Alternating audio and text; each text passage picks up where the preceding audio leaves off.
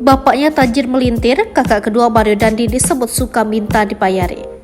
Keluarga Rafael Alun Trisambodo terus-menerus jadi sorotan. Diawali kasus sang anak Mario Dandi yang jadi tersangka dan ditahan karena menganiaya korban David secara sadis. Merembet kakak kedua Mario Dandi, Christopher Diaksadarma alias Masto, kena buntutnya. Christopher Diaksadarma alias Masto merupakan kakak kedua Mario Dandi yang ramai dituding mokondo oleh mantan kekasihnya Aprodita Mayasari atau dikenal Avo beberapa tahun lalu. Mokondo merupakan istilah tren zaman sekarang yang ditujukan kepada lelaki yang tidak mau mengeluarkan modal saat menjalin hubungan dengan pasangan. Dilansir dari TikTok, Diaksadarma pada Senin 6 Maret 2023 kembali viral ucapan Masto saat membahas pernyataan Avo. Mendapat sindiran tajam dari sang mantan kekasih yang seolah menyebut Masto dibiayai pacar barunya, Vanessa Veronica, saat makan bersama.